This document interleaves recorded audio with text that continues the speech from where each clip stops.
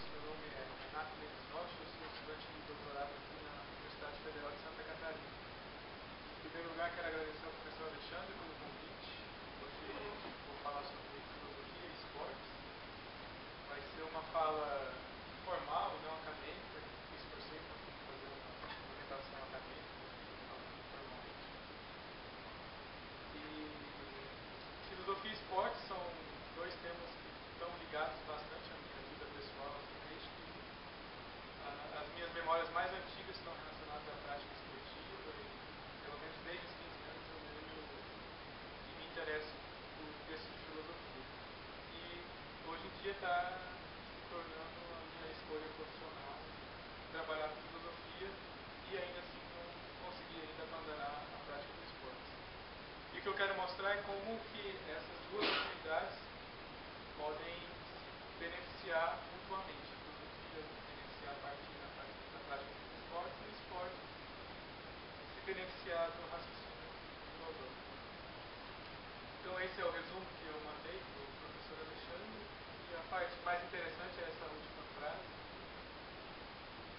em que eu escrevi: nessa apresentação eu pretendo mostrar que as barreiras do senso comum de tratar o esporte como uma atividade apenas do corpo físico e a filosofia como uma atividade apenas intelectual podem ser revistas em que essas duas atividades, filosofia e esportes, podem ocorrer simultaneamente com relação ao benefício comum.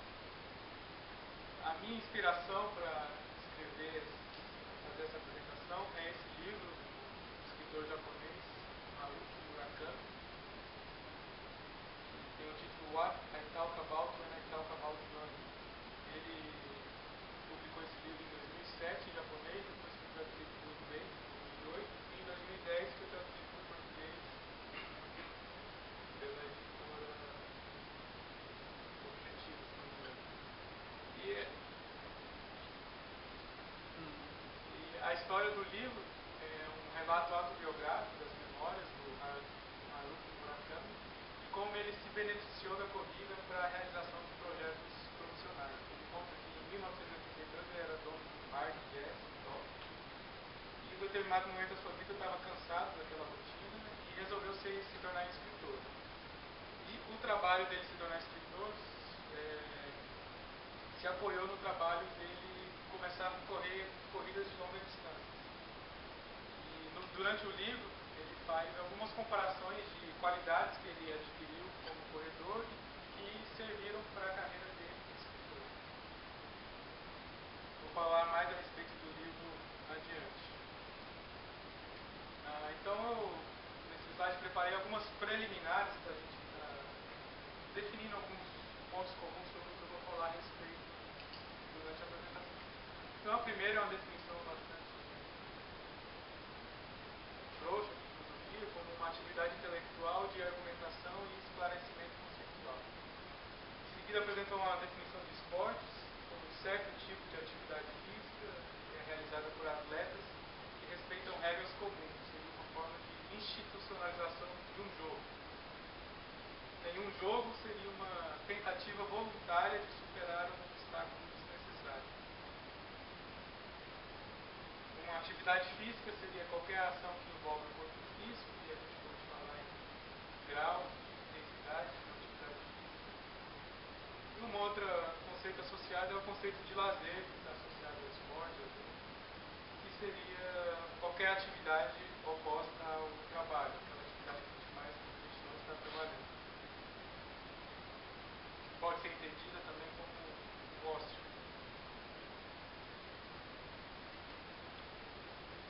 Estudando para esta apresentação, descobri que já existe uma área tradicional, no sentido que o Alexandre apresentou anteriormente, conhecida como filosofia do esporte, que se organiza em associações.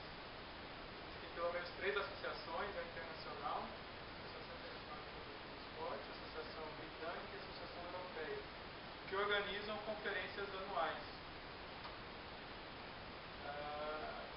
Salvo engano, a próxima conferência de 2014 vai inclusive acontecer no Brasil, em Natal. Eu não sei a respeito, mas não consigo informações mais detalhadas. No Brasil, essa área está principalmente ligada aos profissionais da educação física, aos departamentos de educação física e de ciências do esporte. universidades brasileiras. E a área mais comum de discussão são questões ligadas à ética, ao que se chama de fair play, pode ser traduzido como jogo limpo, a prática do uso do doping nas competições e da violência. Então, a maioria dos artigos que existem publicados nessa área discutem temas relacionados à ética. Contudo, é uma área mais ampla que a gente pode colocar questões ligadas às outras grandes áreas da filosofia, como a estética, por exemplo, relacionado com a apreciação do esporte, com a área da metafísica, uma investigação mais geral sobre o que é o esporte, justamente uma atividade para ser denominada esporte. A epistemologia, que é a questão de como saber, dentro de uma determinada prática esportiva, se a gente já atingiu o nosso limite, ou se o nosso corpo consegue ir além daquele limite. E tem uma pergunta mais geral, que é: por que nós nos importamos com o esporte? Por que o esporte é uma atividade humana que desperta tanto interesse nos seres humanos? Essa é uma pergunta que o filósofo britânico Stephen Mumford discutiu num artigo da Philosopher's Magazine. O artigo tem esse título. Mais para frente vou falar um pouco das respostas que ele dá a essa pergunta. Qual o sentido do esporte? Por que o esporte nos interessa tanto? Porque se nós olharmos qualquer prática esportiva do ponto de vista externo, elas parecem práticas sem sentido. Por exemplo, a gente olha uma partida de golfe e a gente observa atletas tentando colocar uma bola em um determinado buraco. Se o objetivo é exatamente esse, por que a gente simplesmente não pega a bola com a mão e coloca no buraco? Isso parece estar alcançando os mesmos objetivos do golfe, mas ao mesmo tempo não estar alcançando os objetivos cumprindo as regras determinadas pelo golfe. O mesmo caso pode ser pensado para um jogo de mesa de sinuca. Por que simplesmente não colocar as bolas mais longe? O que está por trás disso e coloca as pessoas a se desenvolverem técnicas, estudarem, gastarem seu tempo para cumprir aquelas determinadas regras. Ou um outro esporte que Mumford, por exemplo, fica é o salto em altura. O que motiva aquelas pessoas a estarem pulando por cima de uma barra quando elas simplesmente poderiam ultrapassar aquele espaço sem precisar fazer aquele salto? E o Mumford começa a responder essa questão mostrando que o esporte permite ao ser humano desenvolver uma série de capacidades. A primeira é o desenvolvimento de jogos, o estabelecimento de jogos entre indivíduos ou entre equipes. A segunda característica importante para ele, do esporte, é que ele nos lembra da nossa corporeidade, da nossa encarnação, da nossa condição de possuir um corpo físico. A terceira motivo é que ele desenvolve as nossas habilidades corporais, né, que estão relacionadas ao corpo físico. Então, em cada um dos esportes a gente conhece que existem os praticantes que estão mais avançados, que dominam melhores as técnicas e conseguem resultados melhores que os outros. E é para isso que são realizadas as competições, as Olimpíadas, para descobrir, por exemplo, qual o tempo mínimo que o ser humano leva a percorrer a distância de 100 metros por hora. Isso é registrado. E isso seria uma forma de testar os limites do ser humano, testar os limites da humanidade. Então, nesse sentido, ele diz que praticar esporte é uma forma de exercermos a nossa liberdade. Aí, sobre liberdade, ele comenta sobre uma distinção feita pelo Isaiah Berlin, que fala que existem dois tipos de liberdade: a liberdade negativa e a liberdade positiva. A liberdade negativa seria a existência de restrições a uma determinada prática. Por exemplo, se houvéssemos um piano aqui nessa sala e uma lei que proibíssemos de tocar piano nessa sala, então seria um tipo de liberdade negativa. A liberdade positiva seria o nosso domínio da capacidade de tocar piano. Qualquer um poderia tocar piano, mas somente aqueles que estudaram e se capacitaram poderiam tocar piano virtuosamente. Então, o esporte seria uma forma de exercer a nossa liberdade positiva. E para o Mumford, os esportes são importantes, pois oferece condições para desenvolvermos essas habilidades que é prazeroso. Um dos motivos que leva, acredito que a maioria das pessoas a continuarem praticando esporte é pelo prazer que nos traz. E revela os limites da liberdade humana naquele sentido que eu falei, dos tratamentos métodos, que saber até onde o corpo humano pode alcançar. O Stephen Mumford é aquele filósofo na ponta da direita, e ele publicou esse livro, um livro acadêmico, sobre a estética da apreciação esportiva. Ele faz uma distinção da filosofia do esporte de dois modos: a filosofia do praticar o esporte, que são aquelas razões que eu falei anteriormente, e a filosofia da apreciação esportiva. Ele é um filósofo que gosta muito de jogos de futebol, ele conta que frequenta os jogos de futebol na Inglaterra, até jogos da quinta divisão, pouco público, pelo simples prazer de apreciar o drama envolvido no jogo. E acabou escrevendo esse livro, publicado pela Paulson. E ele escreveu esse livro porque, semelhante ao que o professor Alexandre contou, ele tinha uma certa vergonha de falar na reunião do departamento que gostava de futebol, porque os seus outros colegas gostavam todos de cultura clássica, apreciavam obra, e ele era um cara filósofo, mas gostava muito de esporte popular. Não teve vergonha de afirmar isso e escrever sobre isso. Em 2010, eles realizaram o revival do futebol filosófico, que é aquele vídeo do Monty Python, bastante conhecido, e com uma partida entre dois times que reuniram filósofos ingleses interessados em futebol. Essa é uma foto dele. Aqui embaixo a gente tem a camiseta do Código do Erwin. E aqui é uma outra palestra que ele deu, relacionada com o esporte, onde ele respondeu negativamente a essa pergunta, dizendo que atletas não devem ser modelos de comportamento das pessoas, e esse cartaz é ilustrado com aquela imagem do Zidane dando uma cabeçada na final da Copa do Mundo, alguns anos atrás. E o que ele fala sobre a estética do esporte é que há basicamente dois modos de assistir um esporte. O primeiro seria o modo que ele chama de partidário, partíssimo, em inglês, e o segundo, o modo purista. E nesse livro ele discute as diferenças entre esses dois modos e acaba defendendo o segundo modo, que seria o modo purista.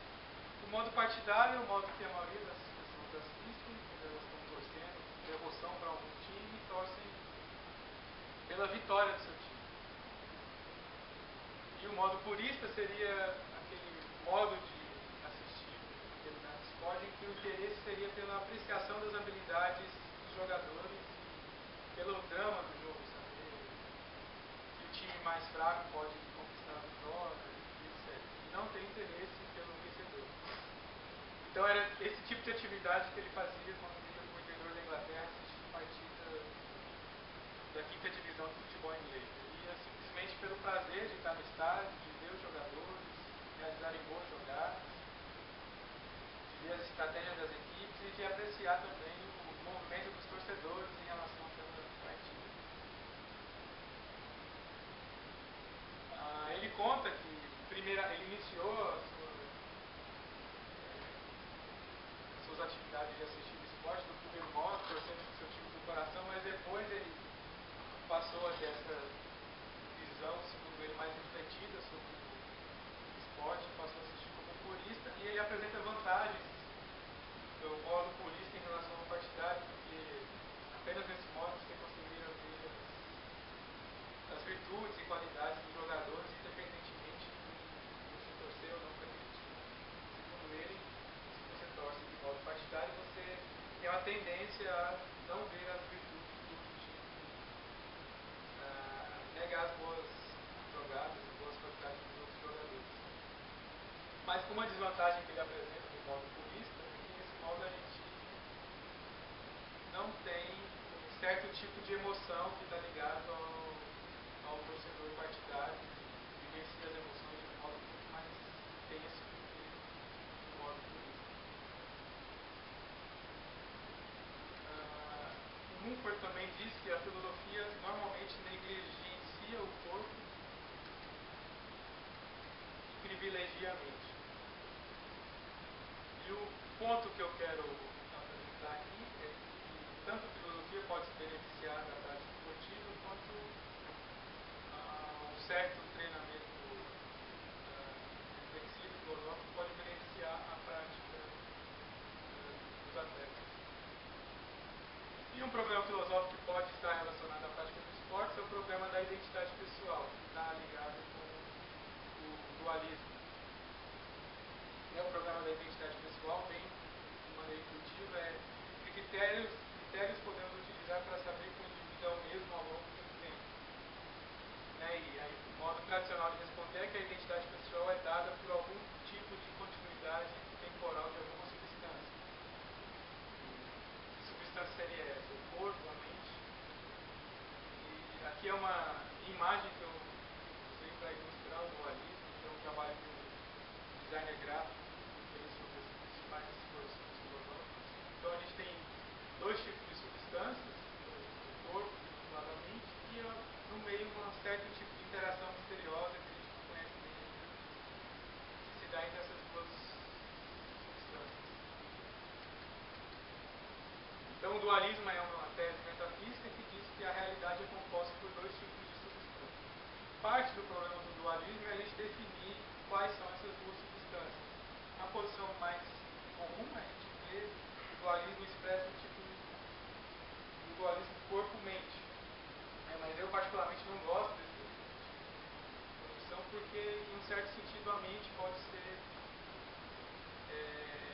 entendida como um certo substrato do corpo e a outra substância que estaria ligada seria uma substância imaterial, que eu preciso chamar de alma ou espírito. E há posições filosóficas que negam esse dualismo, principalmente os filósofos contemporâneos que estudam neurociências, que procuram reduzir todos os fenômenos mentais a fenômenos de alguma forma material. E uma forma clássica de tratar esse dualismo é falar em res cogito e res existência, que é como Descartes tratou. A gente pode traduzir como coisa pensante e coisa corpórea, coisa física. E há algum tipo de relação misteriosa entre essas duas substâncias.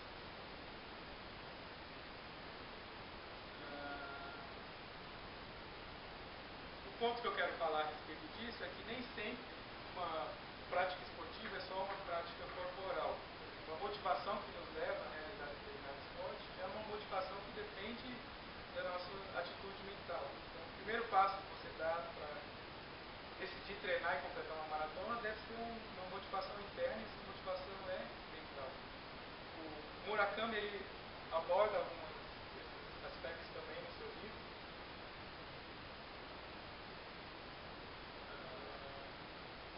Vou falar um pouco sobre o livro e mais na frente eu volto dessa questão do dualismo.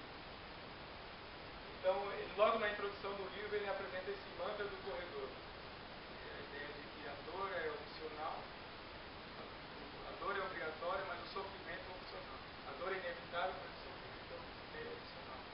Ele diz que esse é um aspecto importante de qualquer corredor de longa distância. E o fato de você conseguir completar uma maratona está ligado ao fato de você conseguir lidar bem com esse mantra. Em resumo, o aspecto mais importante de uma maratona é quanto você está disposto a suportar a dor de uma corrida. Você começar a sentir a dor física nos seus músculos, nas suas pernas, e não se incomodar com essa dor, atingir um certo estado mental em que você consegue superar essa dor e continuar praticando o exercício físico, mesmo sentindo dor nos seus membros. Um outro aspecto que o Murakami apresenta é que a corrida é uma atividade boa para nós desenvolvermos a capacidade de alcançar objetivos. Pois o objetivo individual de uma corrida é apenas completar a corrida, não chegar na frente dos outros. E isso faz uma ligação com o desenvolvimento de virtudes pessoais, como aprender a trabalhar com foco, com disciplina, com resistência. E segundo ele, a corrida proporciona momentos para a gente fazer reflexões introspectivas e ampliar o conhecimento que nós temos sobre nós mesmos. De modo semelhante, em isso acontece com a atividade de escritor, e aqui eu relaciono a atividade de escrita como uma das atividades inerentes ao filósofo.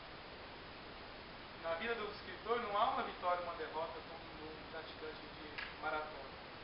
O que importa é se você, na sua escrita, consegue alcançar as exigências estabelecidas por você mesmo. Então, segundo ele, o escritor não quer escrever um livro melhor que o colega, ele quer simplesmente alcançar aqueles padrões que ele estabeleceu para si mesmo. E a atividade de escrita é uma boa atividade para desenvolvermos algumas virtudes intelectuais, e nesse sentido também conduz ao autoconhecimento. Na sequência apresento algumas citações desse livro.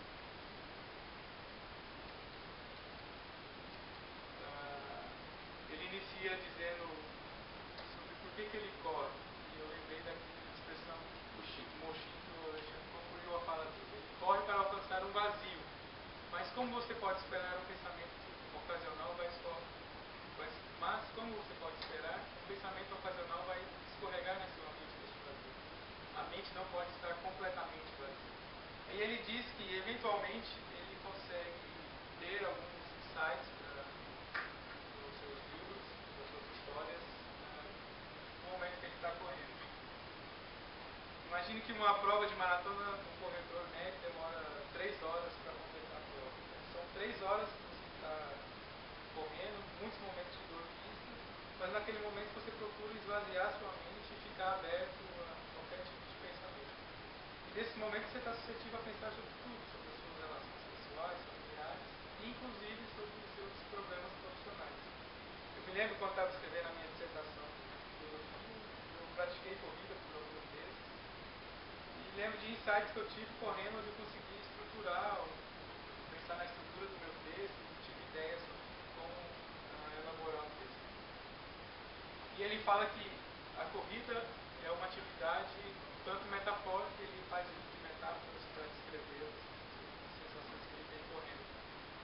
Uma outra metáfora que ele utiliza é essa: os pensamentos que ocorrem a mim quando corro são como nuvens no céu, nuvens de diferentes tamanhos, elas vão e vêm enquanto o céu permanece no mesmo círculo.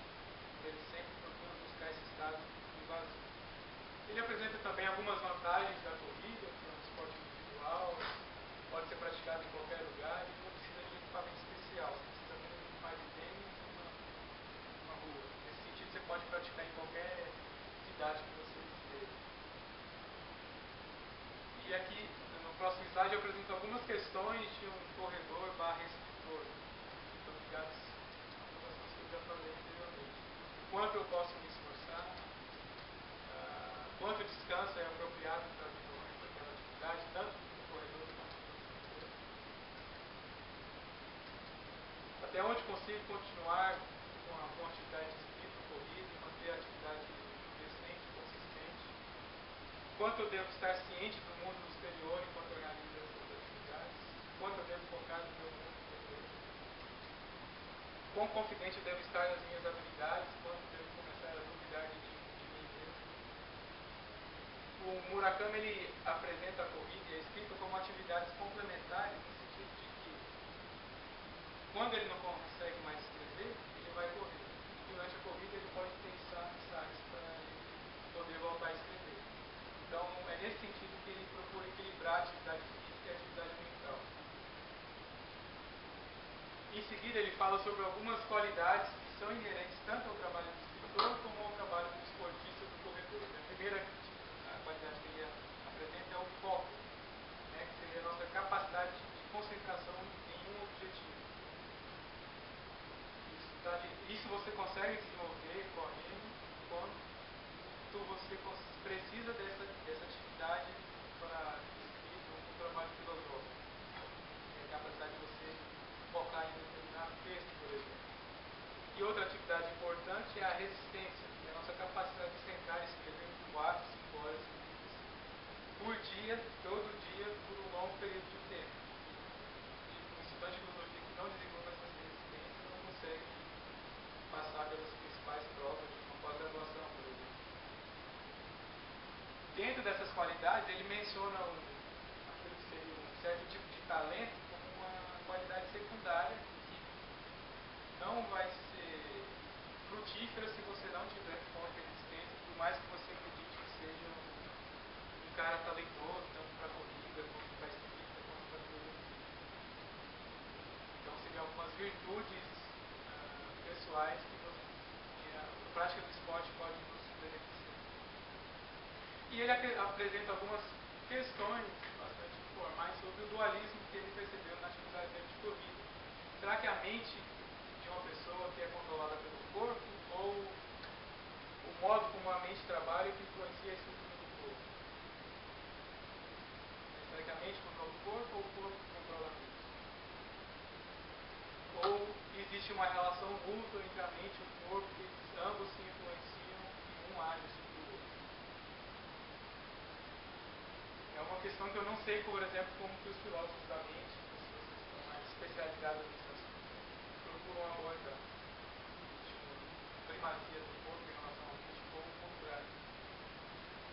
E tem mais uma citação que ele fala a respeito do dualismo, quando ele está comentando a primeira vez que ele concluiu uma prova de ultramaratona, que é uma prova que discorre mais de 42 quilômetros, mais 50, 100 quilômetros. E ele diz o seguinte: as consequências mais duras de completar uma ultramaratona não são físicas, mas são mentais. Terminei com uma sensação de letargia, um certo tipo de sono, e antes de me dar conta, me senti coberto por uma fina película, algo que chamei de runner blues, que ele gasta algumas páginas tentando explicar essa certa sensação estranha que os corredores têm logo após as corridas, que não está relacionada ao cansaço físico, um certo tipo de estado mental que você alcança um certo tipo de exaustão mental mesmo não tendo lido uma atividade de discussão, uma aula muito complexa e sofisticada. E no fim do livro ele faz algumas considerações sobre a relação do fim da corrida com o fim da vida humana. Já estou concluindo também. O fim de uma corrida é apenas uma marca temporal que é muito importante. Quando você completa uma maratona e passa pelo pórtico final, aquilo é só um momento temporal. Não tem muita importância assim, considerando a corrida como um todo. Porque para ele o mais importante seria todo o processo de treinamento, de você começar a correr 3 km, você estabelecer objetivos e aumentando a sua quilometragem até você conseguir chegar na marca. Então tudo isso é muito mais importante do que você simplesmente completar uma prova. E ele faz uma comparação disso com o sentido da vida, que seria o mesmo com as nossas vidas, seria a morte apenas uma passagem temporal, que não é capaz de dar sentido à vida. O sentido da vida e da corrida não é dado porque nós somos seres finitos, mas o sentido é dado pelas ações que realizamos até chegar ao fim da vida. Então, a reflexão mais geral que ele apresenta. E para concluir, vou apresentar um argumento do fim daquele artigo do Mumford que eu mencionei anteriormente, que está relacionado ao valor intrínseco que existe tanto na filosofia como no esporte. E ele faz um experimento mental. O que restaria para a humanidade fazer se todas as nossas necessidades materiais estivessem resolvidas? O que restaria para nós fazer seria filosofia e esporte. E são atividades que possuem valor intrínseco e não possuem valor instrumental como as outras atividades de trabalho e subsistência.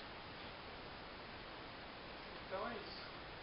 São algumas referências que eu tive dele, do Murakami, do site da Associação Internacional de Filosofia dos Esportes. Indicam esse artigo do Scott Peck, livro História da Filosofia do Esporte, Ciência do Esporte. O artigo do Mumford de Teologia do Esporte, de forma livre.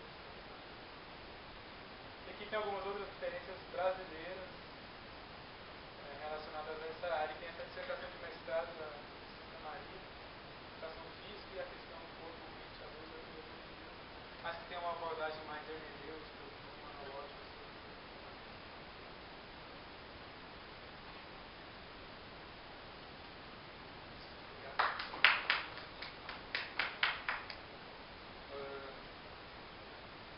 Estava falando, pensando em dois pontos em particular. É para ligar com a discussão mais geral, né? Desculpa, com a discussão mais específica das artes marciais. Primeiro, da finalidade da prática de esporte. Isso é algo muito curioso, porque qualquer um, e isso fica claro na tua fala, e fica claro na experiência da praticar uma arte marcial, não vai para fazer uma atividade física e não vai para se divertir num sentido muito imediato do termo, né? A gente sai do tatame, por exemplo, treina com dor, sai com dor. Eu não sou um atleta de alto nível, não tenho qualquer pretensão atlética de ganhar um campeonato, etc. e tal. A gente sai muitas vezes incomodado com o desempenho, talvez menos na corrida, mas numa arte marcial tu tem um adversário, muito tipicamente, então eventualmente você perde de alguém, eventualmente você perde de alguém com quem você não esperava perder. No sistema bem treinado. Exatamente, no sistema de hierarquia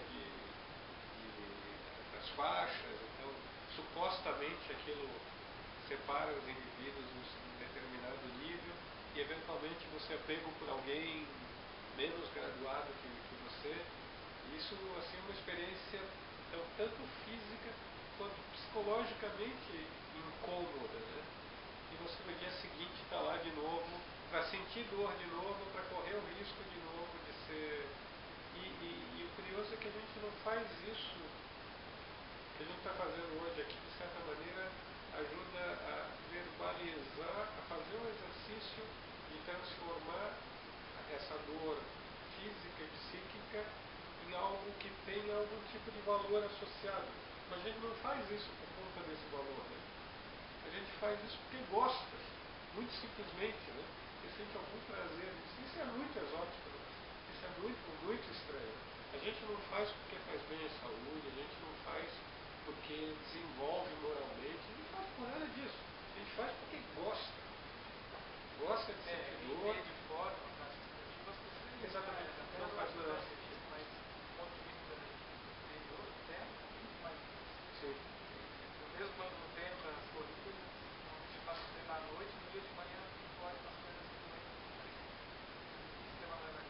Também a gente chega à noite e toma mais. É uma experiência muito incomum que talvez valesse a pena ser, da parte dos filósofos, ficar aberto a entender as informações que vêm dos praticantes.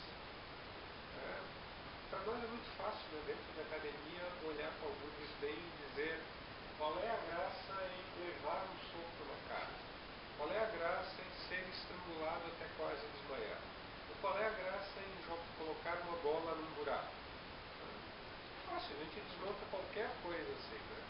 Mas é curioso que a gente tem estabelecido, por exemplo, no nosso ambiente, uma coisa como filosofia da arte, né? E a gente tem uma tradição estabelecida que gasta horas e horas e horas para descrever o valor intrínseco da arte. E ninguém vê problema nisso.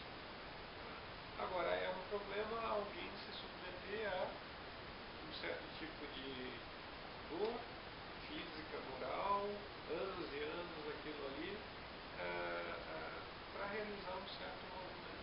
Pensando no cenário que você está descrevendo, também acontece com a gente, porque a gente sente dor nas costas, a gente Sim, sente dor sim, nos sim, braços, você tem razão, dor de cabeça. A atividade nossa exige uma série de estrutura corporal, porque a gente tem a capacidade de você chegar de manhã na biblioteca e sair só à noite, você fazer esse trabalho de pesquisa, tudo. É algo que eu tive que aprender na estrada. E nós lidamos com isso como algo que tem valor intrínseco, dada a beleza do exercício filosófico, mesmo que a gente não veja a utilidade do exercício filosófico para qualquer aplicação efetiva no mundo, e em algumas áreas parece ser o caso. Né? Isso é muito exótico. Meu segundo ponto era a fala do Mumford Buzidani ali, né? Esse é mais um dos pontos que a gente precisa, poderia ajudar a organizar, né? Porque de fato é muito fácil, a gente diz que o esporte tem função educativa, que o esporte é isso. Só que exatamente, né? Eu jogo futebol, né? Eu vejo a diferença da ética do futebol para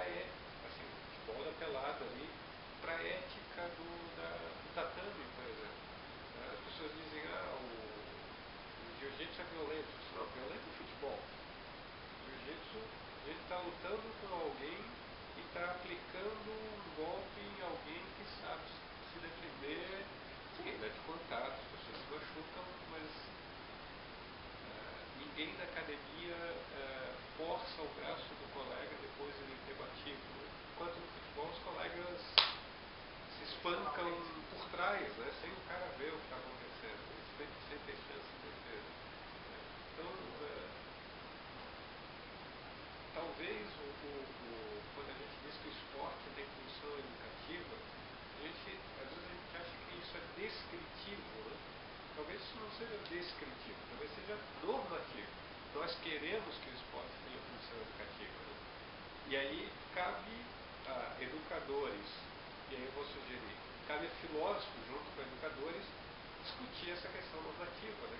Que esporte é esse que pode ter função normativa, função educativa? Isso não é uma coisa que emana necessariamente. Estudar os casos de doping, por exemplo, como fala um pouco assim. Claro.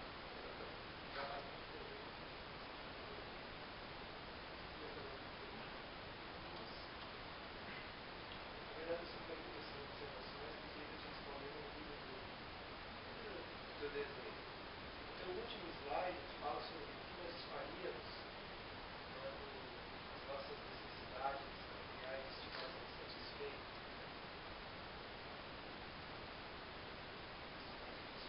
Esporte. Então, bom, essa não seria uma representação contemporânea do ideal do aristocrático grego, pessoa que se reforma, fiz duas atividades, então estaria desenvolvendo atividades de nível elevado, tal como os príncipes gregos, quando estão desobrigados aí de atividades interessantes. A situação de ócio, né? E aí a gente retorna a esse ideal de cidadão que participa dos negócios da cidade, que leva uma vida na qual ele cultiva a si mesmo, como cidadão, como sujeito de direitos e deveres, e tanto a filosofia quanto os esportes, a ginástica, como se chamava, eram vistas não como atividades do gozo individual, mas como atividades que tinham uma finalidade para a cidade. Então, nesse o que restaria a humanidade fazer, existe aí um ideal da polis também. Uma polis saudável, uma polis vigorosa, é uma polis onde os seus cidadãos se cultivam e se constituem a partir da prática da filosofia e dos esportes, e aí usando a palavra esportes no sentido bem amplo de desporto em geral, atividades ginástica, atividades. Essa foi a minha primeira observação. Pessoal, posso fazer um emenda antes de ir para a segunda?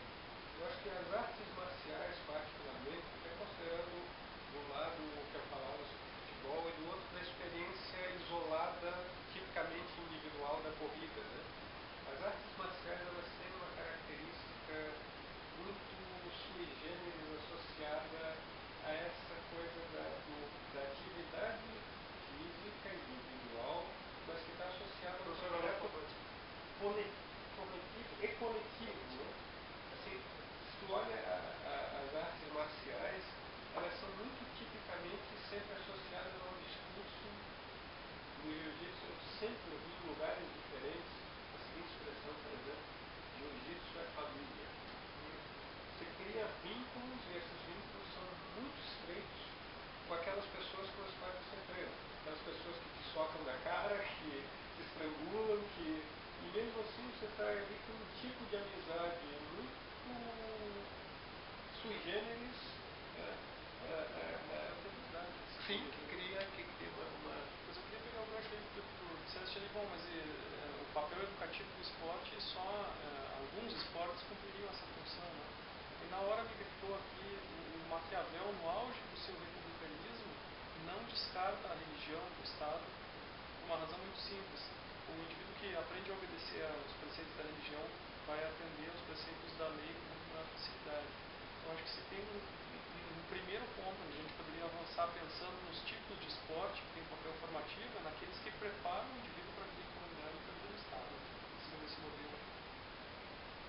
Mas o que eu quis dizer aqui, slide, isso é um experimento mental. A gente está supondo que um dia a humanidade atinja esse certo estado, não precisar mais se preocupar com as necessidades materiais. E não estou defendendo que eles devem viver como assim, Ponto do valor intrínseco apenas. Deve sim. Deve viver como a aristocracia grega, sim. E acho que e aí tá. Eu considero que um dos resultados do experimento mental, se ele for bem sucedido, é atribuir tanto a prática da filosofia, enquanto reflexão, cerca de conceitos, enquanto discurso, cerca de expansão de possibilidades, estudos especulativamente, se falar das coisas, estruturológico, e os esportes, enquanto uma prática sistemática, constante, coletiva, lúdica, de atividades que envolvam habilidades construção. Essas duas atividades, elas possuem uma implicação na posse. Essa é meu palpite, de que existe uma via possível de reflexão que una esportes e filosofia como práticas salutares ao indivíduo e como práticas salutares à cidade. Como práticas salutares à cidade. E postas junto desse jeito, essas duas atividades implicam um determinado ideal de indivíduo para viver nessa posse. E esse indivíduo, claro que hoje em dia não é mais um aristocrata, porque a vida do aristocrata ela remontaria a um outro significado, mas é alguém que cultiva a si mesmo, que procura aperfeiçoar a si mesmo, tendo em vista a posse. O problema hoje em dia é que a filosofia faz parte do nosso sistema material. No caso, uma atividade profissional, das professores, de escola, universidade, a gente não conseguia abandonar aspectos da vida. Assim como o esporte. O esporte também foi profissionalizado e tem pessoas que levam o esporte como profissão. Talvez um pouco do exercício que a gente está fazendo aqui, obviamente esse não é o único fórum, é o exercício de resgatar, botar-se de quadro, o valor intrínseco associado a essas atividades, e não só essas, num mundo que quer associar sempre valor externo a essas atividades. Quando o menino joga futebol, para jogar no Barcelona e ficar rico lá na frente, alguém corre porque ele vai ter que lá na frente ganhar maratona, isso, aquilo, e ser medalhista olímpico, etc. E segundo, resgatar a ideia de valor intrínseco num projeto que certamente não é mais o projeto grego, porque não é mais possível, nós não queremos escravos, por exemplo, mas é um projeto que se contrapõe, vou soar piegas aqui, mas se contrapõe ao capitalismo, mas se contrapõe a uma certa maneira de encarar, exatamente, uma maneira de encarar as relações todas, inclusive coisas que deveriam ser avaliadas pelo valor intrínseco em primeiro lugar, como tendo uma finalidade, como sendo ligadas a um valor externo, etc.